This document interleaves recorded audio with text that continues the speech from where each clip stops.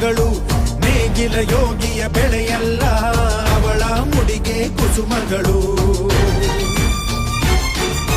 ಹರಿಯುವ ನದಿಯ ನೀರಲ್ಲ ಅವಳ ಎದೆಯ ಅಮೃತವು, ಧುಮುಕುವ ಜೋಗದ ಸಿರಿಯಲ್ಲಿ ತುಂಬಿದ ನಗೆಯ ನರ್ತನವು. ಈ ನಾಡ ಶ್ರೀಗಂಧ ಕನ್ನಡಾಂಬೆಯ